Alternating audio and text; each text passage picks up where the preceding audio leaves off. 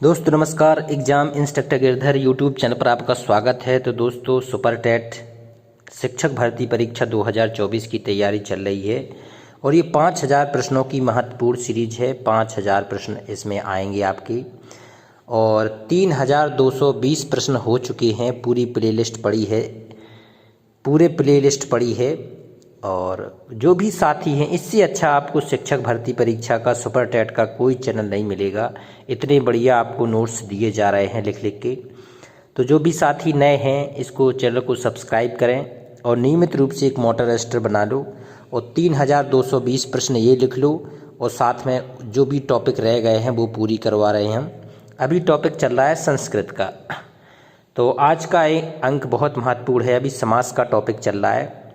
जो आप साथी नए हैं अपने ग्रुप में ज़रूर शेयर कर दें, फेसबुक पे शेयर कर दें, यूट्यूब पे शेयर कर दें, हर जगह आप अपने ग्रुपों में शेयर कर दें इसको, दूसरे भाई बहन का भी लाभ हो सके।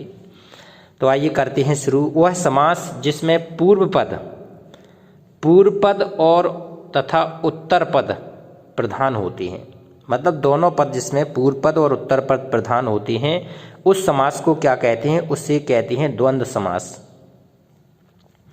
द्वंद्व समास कहते हैं उसे। अब संस्कृत में द्वंद्व समास के मुख्यतः 3 भेद हैं। कौन कौन से हैं? इतरेतर द्वंद्व, समाहार द्वंद्व और एक शेष द्वंद्व। कितने हैं? ये 3 हैं। अब एग्जाम में आपको विकल्प में जो आएंगे वो इन्हीं में विभेद किया जाएगा, इतरेतर, समाहार और एक शेष में। आप लोग इसे लिखते जाएं। ये बहुत ही महत्वपूर्ण टॉपिक होने जा रहा है। संस्कृत कठिन होती है, अगर आप ये संस्कृत कर लें तो 10 नंबर आपके हो जाएंगे। जहाँ द्वंद्व में आए हुए दोनों पदों का अपना अलग अलग अस्तित्व होता है, वहाँ इतरेतर द्वंद्व होता है। इसमें क्या है? अलग अलग द्वंद्व होता है। जहाँ द्वंद्व में आए हुए दोनों पदों में 2 पद होता है, उसमें अलग अलग अस्तित्व होता है, वहाँ पर क्या होता है? इतरेतर द्वंद्व। अब इतरेतर द्वंद्व को थोड़ा समझते हैं, आपको समझ में आ जाएगा एक ही बार में। जैसे सीता रामो में कौन सा समास है?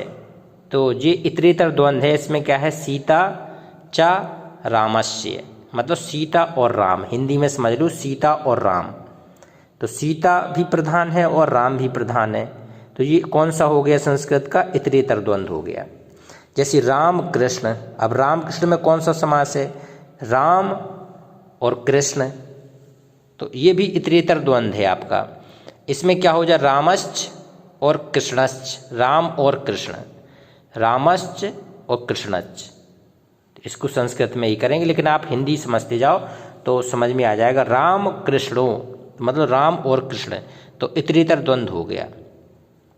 हिंदी में नहीं चलता ये, लेकिन हिंदी में तो एक ही रहता है। इसमें अब अलग अलग विकल्प से पूछा जाता है। अब देवासुरो में क्या है? ये भी इतरेतर द्वंद्व है। देवश्च और असुरश्च, मतलब देवता और असुर। तो ये कौन हो जाएगा? इतरेतर द्वंद्व।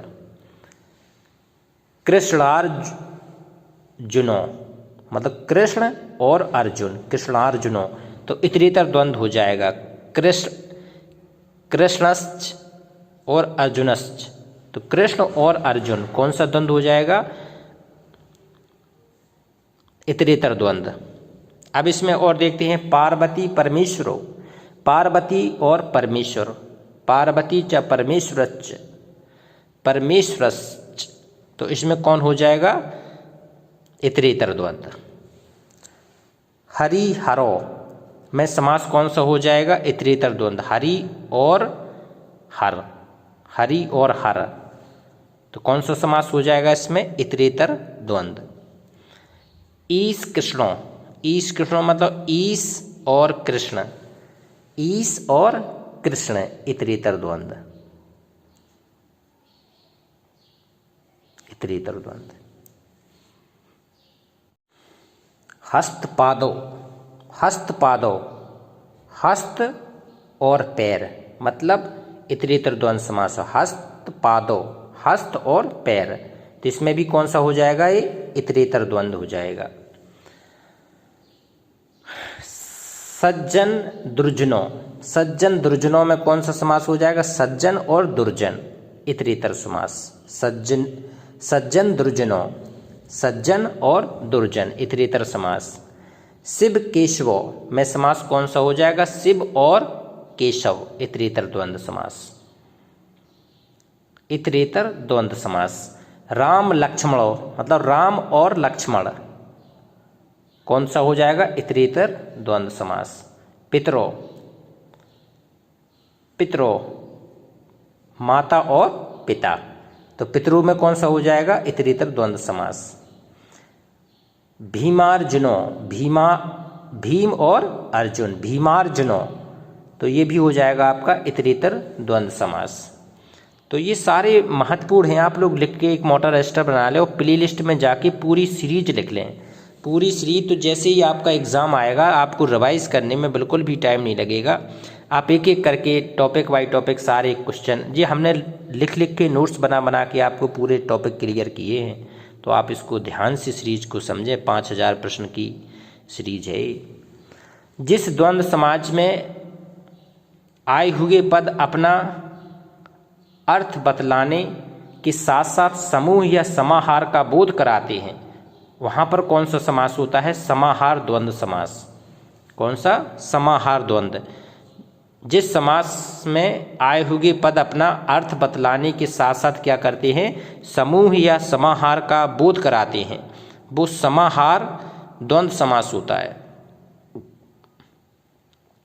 अब जैसे अहोरात्रम, अहोरात्रम में क्या है? रात्र और दिन। अहोरात्रम एक समूह हो गया, रात और दिन का, अहोरात्रम, तो ये समाहार द्वंद्व हो जाएगा, इसमें समाहार द्वंद्व समास हो जाएगा। अहिन कुलम, अहि और नकुल, अहिन कुलम, अहि और नकुल, तो ये भी समाहार हो गया, समाहार और द्वंद्व। भेरी पठम, भेरी और पठम, पटह, पटहम, तो भेरी और पटह दो शब्द हो गए, इसमें भेरी का समाहार हो गया, भेरी और पटह समाहार द्वंद्व। रथिकाश्वारोहम, रथिकाश्वारोहम, तो ये रथिकाश्वारोहम में समास हो जाएगा समाहार द्वंद्व। इसमें क्या है? रथवान, कोचवान और घुड़सवार दोनों का एक समूह हो जाएगा, तो जी यहाँ पे कौन सा समास हो जाएगा? समाहार द्वंद्व। जिस द्वंद्व समास में दो या दो से अधिक पदों में से केवल एक पद शेष रहता है, एक पद शेष रहता है, वहाँ पर समास रहता है एक शेष द्वंद्व समास। एक शेष द्वंद्व समास होता है जब समास में दो या दो से अधिक पदों में से केवल एक पद शेष रहता है, तो एक शेष द्वंद्व हो जाएगा। जैसे मयूरो, मतलब ये मयूर और मयूरी कंबाइंड हो गए, तो मयूरो, मयूरों में कौन सा हो जाएगा? एक शेष द्वंद्व, मयूरी और मयूर दोनों का। और दुहितारो, दो पुत्रियां, दुहितारो कहते हैं दो पुत्रियां, एक शेष द्वंद्व हो जाएगा, इसमें एक पद शेष रहता है, दुहितारो, दूसरा ऐसे नहीं दिखता है, तो वहाँ पर एक शेष द्वंद्व समास हो जाता है, एक शेष द्वंद्व समास। जब पूर्व पद या प्रथम पद संख्यावाची होता है, वहाँ पर समास कौन सा होता है?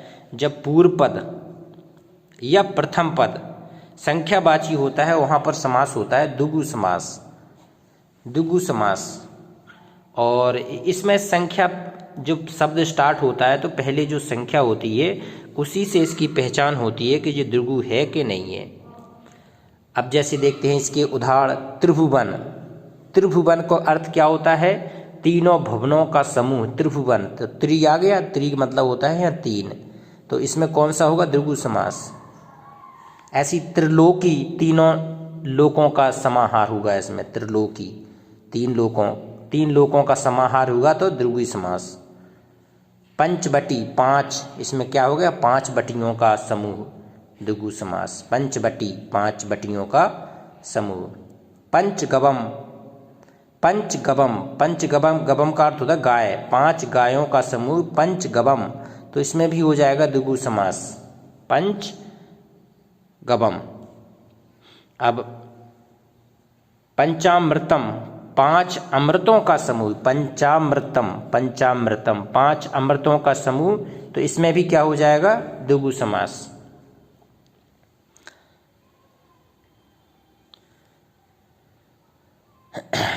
पंचपात्रम, पंचपात्रम में कौन सा समास हो जाएगा, पंचपात्रम, 5 पात्रों का समूह, पंचपात्रम द्विगु समास, पंचपात्रम। चतुर्युगी, 4 युगों वाला समूह को क्या कहते हैं, चतुर्युगी, जिसमें भी हो जाएगा चतुर्युगी द्विगु समास। सप्तसती, 7 सैकड़ों का समाहार, सप्तसती 7 सैकड़ों का समाहार, सप्तसती, तो इसमें हो जाएगा द्विगु समास। त्रिफला, 3 फलों का समूह, 3 फल होते हैं, त्रिफला बनाया जाता है पेट साफ के लिए, हर बहेरो आंवला। त्रिफला में समूह हो जाएगा, द्वंद्व नहीं है, द्विगु हो जाएगा। सप्ताह में समूह हो जाएगा द्विगु समास, 7 दिनों का समूह द्विगु समास। तो इस प्रकार से ये आपकी सीरीज चल रही है शिक्षक भर्ती परीक्षा सुपर टेट की। और कभी भी देखो एग्ज़ाम हो सकता है, अपनी तैयारी करके रखें। पूरी सीरीज आप प्लेलिस्ट में जाके देख लें, पूरे हमने हाथ से लिख लिख के पूरे टॉपिक बाय टॉपिक आपको नोट्स बना बना के दिए हैं। आप सीरीज से जुड़ें, मोटर रजिस्टर बना के लिखते जाएं। एक दिन देखना आपको लगेगा कि वास्तव में 5000 प्रश्न की हमारी संपूर्ण तैयारी हुई। और क्वेश्चन भी कहीं बाहर से थोड़ी आएंगे, क्वेश्चन भी इसी से आएंगे, तो आप निश्चित ही करेंगे और सफलता प्राप्त करेंगे। तो जो नए हैं चैनल को सब्सक्राइब कर लें, और जो कहते हैं पहली बार देख रहे हैं तो शेयर ज़रूर करते रहें, कमेंट्स भी करें। नमस्कार।